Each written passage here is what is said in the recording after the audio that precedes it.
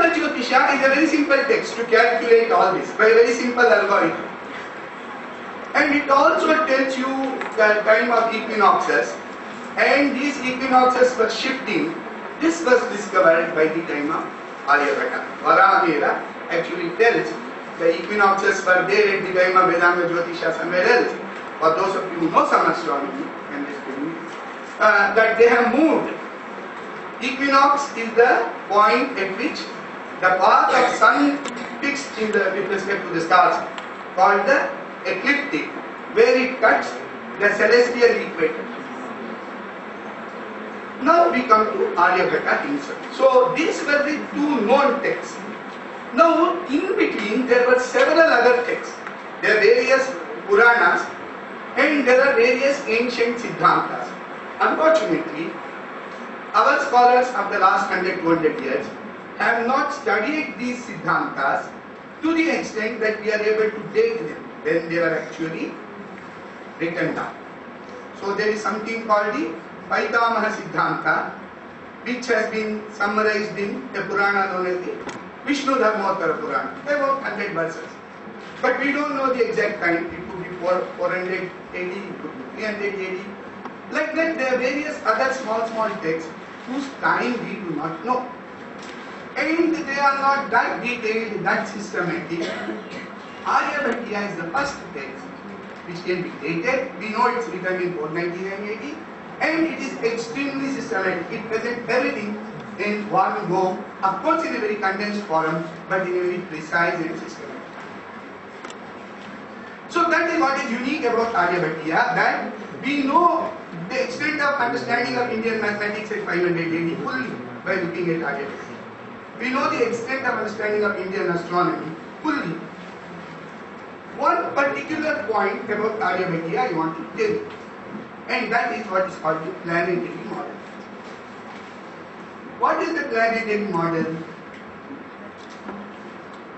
How do the planets move? If we are able to explain that. Now, for the calendrical purposes, to know when the year begins, to know when the year ends, to know when every month starts, to know about eclipses, you only need to know the motion of sun and moon. The motion of the earth around the sun, what is called the annual motion. This is also not uniform. The number of degrees of stars that it covers each day is different from day to day. So you should have a complex mathematical scheme to calculate this. And Vedanta Jyotisha was giving a simple scheme. Aryabhata is giving a more complex scheme. And that is based upon what is called the epicycle model. You will convince yourself that along the ellipse it's not going uniformly. That is, the angle is not changing at the same rate each day. It is changing. When the earth is close to the sun, it is moving faster. When the earth is farther away from the sun, it is moving slower. One is called the aphelion, another is called the perihelion. Now this can be simulated by thinking going in a circle, but not actually in a circle, but in a circle which is displaced, whose center is displaced from the sun by a certain amount. You think of a circle, you sit at the center, think of some object going around it uniformly, then it's with same angle. But you move away from the center and display somewhere else, then you will see that the object is not sweeping the same amount of angle. So the ellipse can be easily sort of replaced by an eccentric circle. There is another similar model known as the epicyclic model. Now the eccentricity of this eclipse, what does that mean? The difference roughly between the major axis and the minor axis. Major axis and minor axis, if they are the same, it's a circle. The extent to which they differ, that is measured by the eccentricity. 1 minus b squared by a squared is e squared. And that eccentricity is fairly small, except for few planets, where Mercury is somewhat large. So this epicycle or eccentric circle model fairly accurately describes the motion of planets around the sun, or as we observe the motion of planets as seen from the earth. So from the time of Aryabhata, our astronomers had a two-step way of calculating planetary motion. First was to find out the location of the planet in its orbit around the sun. Of course, they did not understand it that way then. They just said we are applying a correction, and that was called the Manda correction. Today in astronomy you call it equation of center. Then planets of course are going around the sun in an ellipse, but you want to find out where they are as seen from the Earth. So from the heliocentric frame of reference, the motion of the planet is simple, but in a geocentric frame of reference, the motion of planet is slightly more complicated. You have to go from one frame to the other. And this was called a Shigra correction. So Aryabhata introduced both this Manda and Shigra correction. In the history of astronomy, it is very important. What was the history of astronomy in the world earlier? The Egyptians had some astronomy. They introduced the regular 365-year cycle, 365-day cycle, by observing the motion of the star series with respect to the sun, and also by understanding the floods in the Nile River. The Babylonians, they discovered various things. They looked at these planets and identified that these planets have irregular motion. The Greeks took all the data from the Egyptians and the Babylonians and started working out theoretical models, and Eudoxus to Apollonius period was the time when these epicycles were discovered. But the first book which discusses all this systematically is a book called Mathematical Syntaxis, written by an astronomer. It's written in Greek. It is written by an astronomer called Claudius Ptolemy. It's called Ptolemy. He lived in 150 AD in Alexandria. We don't know whether he was Greek, whether he was an Egyptian. He might have even been Ethiopian, for all that we know. But he wrote in Greek, and this text, if you print it, it's about 600 pages. Aryabhata's text, if you print it, it is 3 pages, 120 verses. Mathematical Syntaxis of Ptolemy is the great ancient work of astronomy. He does not separate this motion of the planet around the sun and the motion of the planet around the earth in that simple way that Aryabhata does. You have a Manda correction, you have a Shigra correction. It's all put together.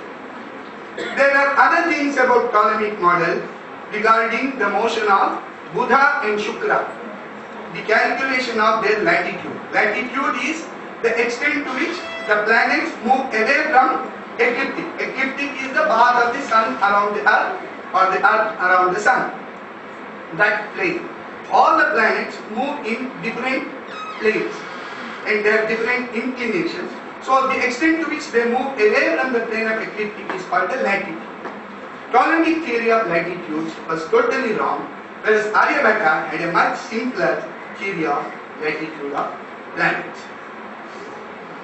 And he put all this in a very simple mathematical framework. Ptolemy had a long essay on how skies ought to be. Circular motion is the most perfect motion. Sphere is the most perfect object. And therefore planets have to move. And these celestial objects are divine beings. And therefore they have to go in circles. They have to be spheres. They should be made of the greatest substance known as ether. Aryabhata has none of all this. He goes very simply by saying, you want to calculate the position of planets, you start, do this calculation, do Manda correction and Shigra correction, you find the position of the planets. This was the Aryabhatan planetary model. It had one small difference. You see from the earth, you see that the Mercury and Venus, Buddha and Shukra, they are seen moving around the sun. As you know, you will see Venus or Mercury either in early morning or in evening. You don't see them in the middle of the night. They are always very close to the sun. So because of that, it was thought that their orbit is linked to the orbit of the sun, and there are the perturbations of the orbit of the sun. And this was true not only about Aryabhata, this was true of Ptolemy. So this was called the geocentric astronomy of all the ancients. And we all know that it was Copernicus who said Planets don't move around the earth, they actually move around the sun. Now what is the crucial difference? As far as whether you are sitting on earth or whether you are sitting on sun, as regards Jupiter or Saturn, which are very very far away, they are going around the earth, they are also going around the sun. It is only with respect to Mercury and Venus, they go around the sun and they are not going around the earth. They are closer to the sun than earth. So the orbits of Mercury and Venus are ellipses which do not enclose the earth. Earth is outside of the orbit of Mercury and Venus, these elliptical orbits. And who was the first person who said it? You all think it must be Copernicus. And that's where again we make a great error because we don't study our own text. Tayoh bhramana na bhuh kavali kriyate. Tad vrittasya sada bahireva bhuhu. This is a statement from Nilakantha Somyaji, his commentary on Aryabhata. Nilakantha Somyaji gave a different planetary model where he understood this fact that Mercury and Venus, their orbits go around the sun and Earth is not circumscribed by their orbit. And this he wrote not in a separate book, not in a new tract saying, now I have discovered the truth about planetary motion. This he wrote in a corner of his commentary of Aryabhata. And this was written around 1500 AD, about 40 years prior to Copernicus. In fact, the way Nilakantha calculates the position of planets is more akin to Kepler rather than Copernicus, and Kepler is around 1690. Okay, now having given you a glimpse of this, I will read about 3-4 verses of Aryabhata because we are celebrating Aryabhata in close my talk, which are important for us to hear a few verses. Today one was recited in the morning about his place value system. So let us look at few verses of Aryabhata. Aryabhata starts of course his text by saying Aryabhata Tridi Gadati Ganitam Kalakriyam Golam. He is going to discuss, these are the 3 topics: mathematics, the calculation of planetary position, and what is called spherical astronomy. Then here is something very interesting which I will not talk, a way of representing numbers. Our principal madam was referring to what is called the Kattapayadi way of representing numbers, which is used in music, where the letter Ka stands for 1, Kha stands for 2, Ga stands for 3, and things like that. This is called the Kattapayadi system. We also have what is called the Bhuta Sankhya. We just say eyes, it means 2. We just say week, it means 7. We just say Veda, it means 4. So you use these words in your text, they will represent those numbers. So any way to represent numbers, that's another way. Aryabhata came with a more complex way, but it makes the verses very small. Kyuguru would stand for 43,20,000. So he has given a scheme how numbers can be represented.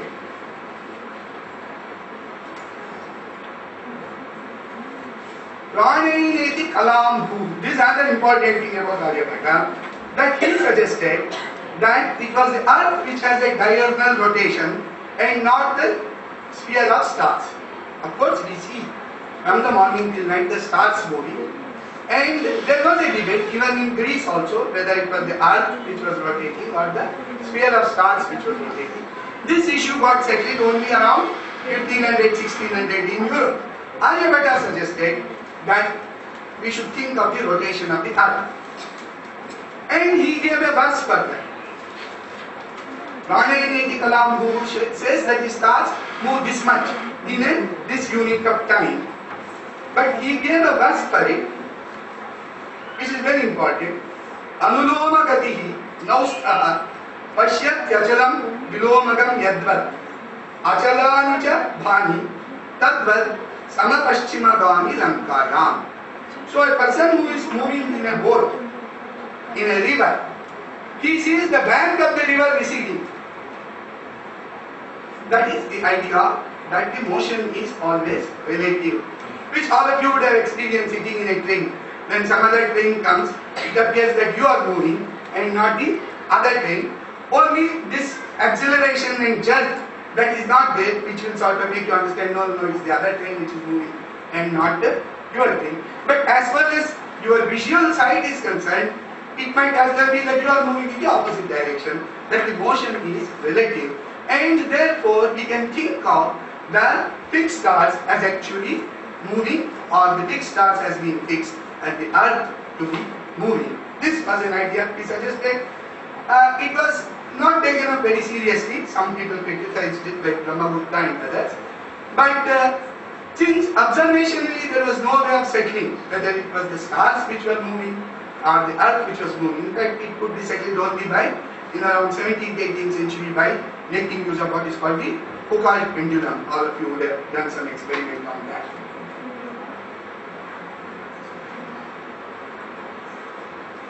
We will skip all this and go to the last verse of Aryabhata, which Nilakanta Somyaji in his commentary thinks is his most important verse. Shiti Ravi Yoga Dinakir Ravindu Yoga Prasadhitas Chendu Sheshikaragraha Yoga Rathaiva Karagraha Sarve. Dinakir, the person who makes the day, that is the sun. Shiti Ravi Yoga Dinakir. You understand it by seeing when he rises in the horizon every day. Ravindu Yoga Prasadhitas Chendu. Hindu moon is calculated by seeing its conjunction with the sun. Sheshikara Graha Yoga. So all other celestial bodies are, their motions are understood by looking at their occultation or the way when they meet either the moon or other planets. So what is so important about this? This is just telling you how the motion of planets is to be understood or measured. This Aryabhata puts it as the last verse. Now Nilakanta Somyaji, while explaining Aryabhati Bhashya, makes two very important points.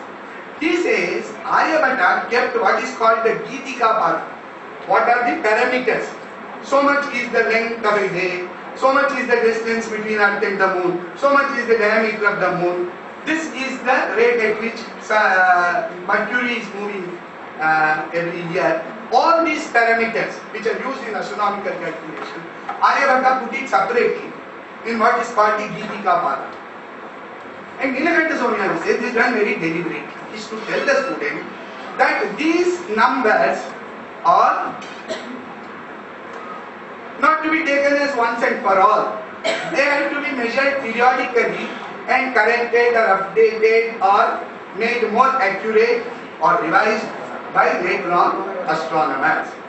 So the parameters of a theory are not to be taken as given once and for all. They are matters of constant update. And we know many of these parameters change. This inclination of the Earth's axis, which is this 23.5 degrees, you know it keeps changing, and in 100 years it changes almost by half a degree. Similarly, the last verse is telling you that the most important thing about astronomy is a continuous series of observations to check your theories. Because in the last verse, he is telling you how to find out the various parameters of your theory. And Nilakanta says that it is wrong to think that Aryabhata, the sun god, came and told Aryabhata the truth about the universe, and Aryabhata has told it, and there is nothing to be done about it for the rest of history of mankind. It is not like that. It is true that Aryabhata was divinely inspired, but being divinely inspired means that his intellect is very sharp and clear. It doesn't mean that what he says is true forever or is absolutely correct or is not to be questioned or cannot be improved upon. And the most important thing in sciences, according to Nilakanta, is that in each period we have to make our own observations, we have to formulate our own theories, and we have to make use of them in the world and teach that to students. And while teaching that to students, keep this lesson of Aryabhata in mind, that what we teach is not the ultimate truth. It is only the beginning from which he or she, the student, can further do the same kind of examination and the same kind of investigation to improve upon it, alter it, and even throw it away if found unsuitable. So this is the message of Aryabhata according to Nilakanta. It's a very sophisticated understanding of science. In most of history of science, this way of understanding scientific theories was not there. Most scientists, including Newton, they declared that we have found the ultimate truth about the universe. Even today they have discovered some God particle. But science goes, it's only after the great revolutions of 20th century science called relativity, quantum mechanics and things like that, it was realized that the older theories are not incorrect, they may be only approximations, and we are producing a more refined version of the theory. The older concepts are not ridiculous, but they are in some other framework. We have new concepts which are more sophisticated and more useful for more refined observations. This way of understanding scientific theories came up only around middle of 20th century. But this is implicit in Aryabhata, and this made explicitly in the great commentary that Nilakanta Somyaji wrote in 1500 on the text of Aryabhata. I am very glad that I've been given this opportunity to speak to you about Aryabhata. I hope I have come in a little bit of the spirit of this. Thank you.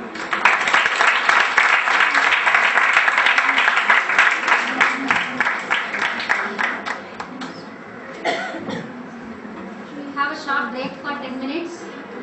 Tea will be.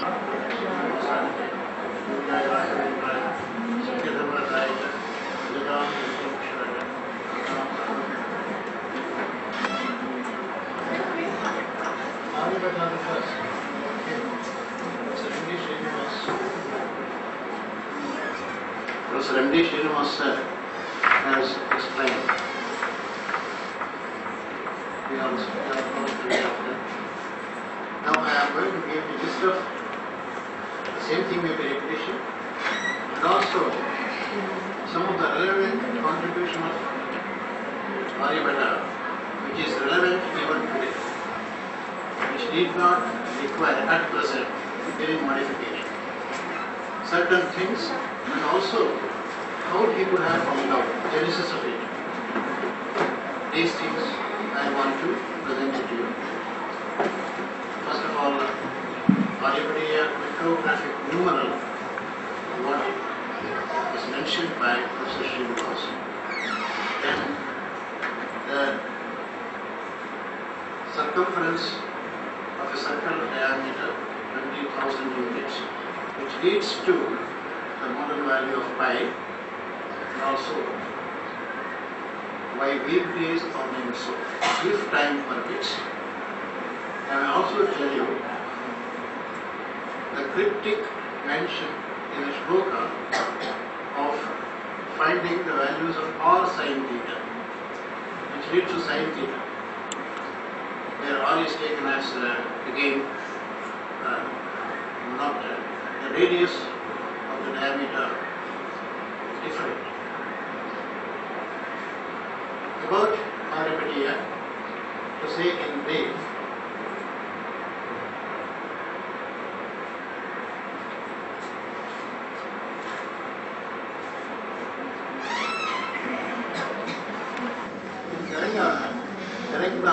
Aryabhata set up an astronomical observatory in the Sun Temple 6th century. Aryabhata first lived at Kusumpura, Pataliputra in ancient Ladakh or modern Patna in Bihar.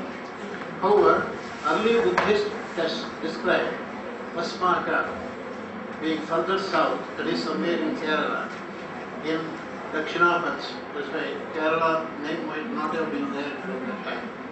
Or when other texts describe the Asmakas, the tribe, as having fought Alexander. These are all theories. The year of birth of Aryabhata, the first is known to us with precision, was in Aryabhata. Shashthyabdana, Shashtiryada, Vedu, Jayogas, Sayascha, Yudapadaha. Tridhika, Vimshati, Radhas, Tadeha, Mama Janmo, Ditaha. when 60 times 60 years and 3/4 yugas had elapsed of the current yuga, 23 years had then passed since my birth. This is the meaning of that shloka. It means I was 23 years of age when 60 times 60 years elapsed in the 3/4 of Chaturyugas. 3/4 means there are 4 yugas in a Mahayuga. Yuga, Treta, Dwapara, Kali. The third one is, fourth one is 3/4 of Kali Yuga. Since the 3/4 of Chaturyuga corresponds to Kali Yuga and 3,600 years elapsed in it corresponds to AD 499, it follows that Aryabhata the first was born in the year AD 476. Aryabhata of Aryabhata deals with both mathematics and astrology. It contains 121 stanzas in all and is marked for brevity and conscious conciseness of composition. Subject matter of the Aryabhata is divided into 4 chapters called Pada or section. Geetika Pada, Ganita Pada, Kalakriya Pada, Goda Pada. These are the 4 sections or 4 padas. Geetika Pada, the first pada, consists of 13 stanzas and explains basic definitions, important astronomical parameters and tables. It gives the definition of the linear units, yojana, re, hasta, angula. 24 angula, 1 hasta, 4 hasta, 1 dhruv. Dhruv means height of a healthy person. 8,000 dhruv, 1 yojana. These units differ from text to text, authors to author. There was no standardization. Therefore, they used to say what units they are using in their text. Even till 1956, these units were different for different areas in the same state and state to state and all. There were no standardization. Geetika Pada gives the definitions of the largest units of time: Kalpa, Yuga, Manu.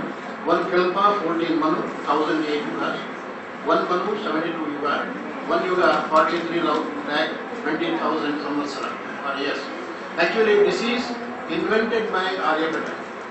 Before that, Vedanta, Jyotisha and others were having different things as known, even units. Till 56 it was different in India. There one yuga was one Manu was considered to be 71 yuga, etc. But afterwards he standardized, that is why he was called first scientific astronomer. Geetika Pada gives number of revolutions of geocentric planets in a yuga, that means 43,20,000 years, and other astronomical data through Aryabhata's innovative invention, Aryabhata numeral. It is very, very interesting and also useful, which is not used, which is completely ignored now. It is very, very enthusiastic and important to know the method. At least when we are learning so many other things in these schools which we are not using, why can't we use this? This is just like substitution, that's all. In high schools itself we teach substitution. Ax squared plus bx plus c, when x is equal to so much, a equal to so much, b equal to so much, c equal to so much. Or some algebraical this thing. Instead of that, if you can introduce this also, it also encourages them to have some important data which is even now correct, not changing so far. Maybe in future it may. Ganita Pada, the second Pada, consists of 33 stanzas and deals with mathematics. The topics dealt with are the geometrical figures, their properties, approximate value of the ratio of circumference of circle to its diameter, which leads to approximate value of pi, mensuration, problems on the shadows and nodes, series, interest, simple equations, simultaneous equations, quadratic equations, and linear indeterminate equations. These linear indeterminate equations is a very important one throughout the history of Indian mathematics. Kuttaka it is called. It is actually Bhaskara II who had finalized the method. Till then, they were having different methods by calculating